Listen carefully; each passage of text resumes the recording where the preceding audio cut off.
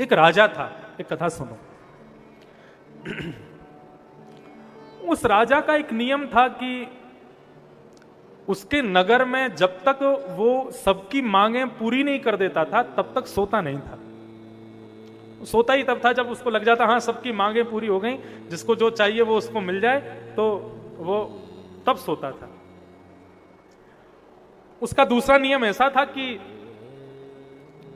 खराब से खराब वस्तु यदि उसके सामने प्रस्तुत कर दो तो राजा उसको खरीद लेता था और द्रव्य दे देता था कि भाई कोई दुखी ना रहे, सबको कुछ ना कुछ प्राप्त होना चाहिए। उसकी इस उदारता की परीक्षा लेने के लिए एक बार यमराज जी आए।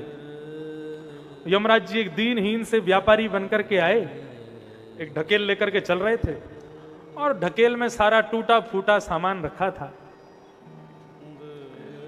बेचने के लिए जा रहे थे तो राजा के कुछ सैनिक इसी नजर में घूमते रहते थे कि भाई किसी का कोई सामान रह ना जाए, सबके यहां कुछ ना कुछ द्रव्य राजकोष से पहुंच जाना चाहिए। कोई भी व्यापारी ऐसा ना जावे जिसकी कोई बिक्री ना हुई हो, सबका कुछ ना कुछ सामान बिकना चाहिए, राजा की आज्ञा है। कोई ना खरीदे तो तुम खरीद लाना। यमराज जी टूटा फूटा सामान लेकर के धकेल चला रहे थे तो हंसी करते हुए राजा के सैनिक पहुंचे। और भैया कहां जा रहे हो, सब टूटा फूटा सामान लेके घूम रहे हो यार, कुछ बढ़िया सामान लेके घूमो। बोले मेरे पास देने के लिए यही है, इसके अलावा कुछ नहीं है। अच्छा तो हम खरीद लेंगे तुम्हारा ये सारा सामान। बोले कितने में खरीदोगे?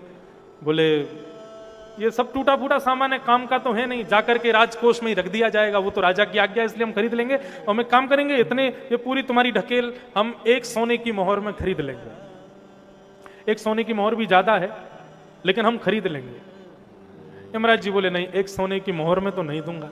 तो बोले 2 सोने की मोहर में दे दो। बोले 2 में भी नहीं दूंगा। वो तुम क्या सोच रहे हो, इसकी लागत कितनी होनी चाहिए? बोले मेरे हिसाब से ये 100 सोने की मोहर का है। तो सैनिक हंसने लगे, बोले तुम चले जाओ अपनी ढकेल लेके, हमको नहीं खरीदना, हम ये खरीद लेंगे। हम नहीं खरीदेंगे तो राजा नाराज होगा, लेकिन यदि ये सामान 100 सोने की मोहर में खरीदा ना तो राजा हमारा सर ही काट देगा। जाओ ले जाओ भैया, इससे तो तुम्हारा बिकेगा नहीं सामान ऐसे। यमराज जी बोले आपको नहीं लेना तो मत लो, लेकिन मैं तो इसको 100 सोने की मोहर में ही बेचूंगा। सैनिक थोड़े दूर चले गए, आपस में विचार करने लगे राजा नाराज हो जाएंगे कि उनकी नगरी में एक व्यक्ति ऐसा भी था जिसका कोई सामान नहीं बिका, उनका नियम टूट जाएगा। बोले लेकिन क्या करें, ये तो हट करके बैठा है, 100 सोने की मोहर में ही देगा।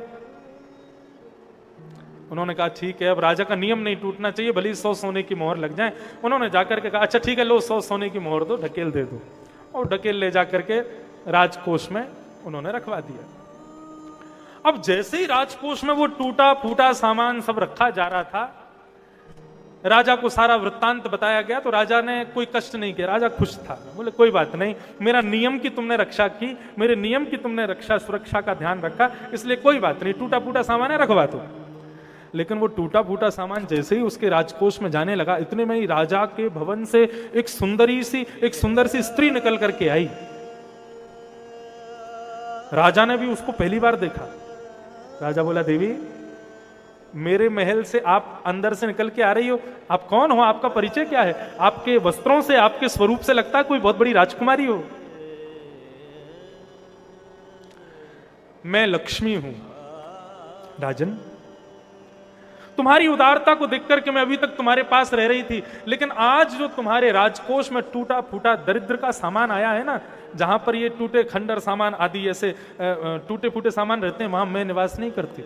बड़े लोग कहते हैं ना, टूटी हुई घड़ी हो, टूटा हुआ शीशा हो, तुरंत बदलवाओ, क्यों? लक्ष्मी चली जाती है। खंडर वस्तुओं के साथ लक्ष्मी नहीं रहती। आज तुम्हारे राजकोष में टूटा हुआ सामान आया, इसलिए अब मैं यहां नहीं रहूंगी, मैं जा रही हूं। राजा मुस्कुराने लगा, उसने दंडवत प्रणाम किया। बोले मां, मेरे द्वार सदा आपके लिए खुले हैं, आपकी पुनः जब इच्छा हो ना आ जाना। रोका नहीं, लक्ष्मी चली गई। तभी पीछे निकल के आया यश, एक राजकुमार। बोले आप कौन? बोले मैं यश हूं, जहां लक्ष्मी रहती है वहां मैं भी रहता हूं, लक्ष्मी नहीं तो मैं भी नहीं रहूंगा, मैं भी जा रहा हूं। राजा बोला ठीक है, आपको भी कभी इच्छा हो आने की तो पुनः पधारिएगा, जाइए। यश भी चला गया, लक्ष्मी चली गई, यश चला गया। उसके बाद एक और राजकुमारी निकल के आई, उसका नाम कीर्ति, वो भी चली गई। धीरे धीरे धीरे धीरे करके एक प्रतिष्ठित व्यक्ति के पास जो कुछ भी रहता है वो सब निकल निकल करके आने लगा। यश, मान, प्रतिष्ठा, यश, वैभव आदि सब एक एक करके जाने लगे। राजा ने किसी को नहीं रोका, लेकिन अंत में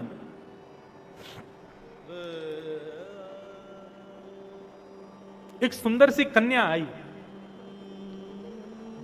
और जैसे ही आकर के खड़ी हुई, राजा ने परिचय पूछा, देवी आप कौन? बोली मैं हूं प्रतिज्ञा, सत प्रतिज्ञा।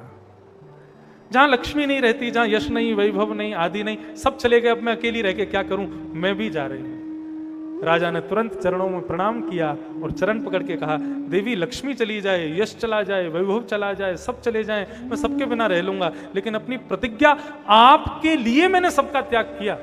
मेरी प्रतिज्ञा थी कि मेरे राज्य में कोई भी भूखा ना रहे, किसी का सामान रह ना जाए, मैंने आपके लिए सबको छोड़ दिया, अब आप ही मुझे छोड़ के जा रही हो। मैं बस आपसे प्रार्थना करूंगा, आप मुझे छोड़ के मत जाओ।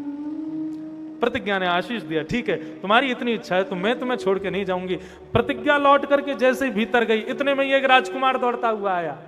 बोले अरे क्या हुआ यश जी, आप तो चले गए थे। बोले नहीं, अब प्रतिज्ञा रुकेगी तो मैं भी रुकूंगा। यश के पीछे पीछे मान भी आ गया, वैभव भी आ गया और सबसे अंत में लक्ष्मी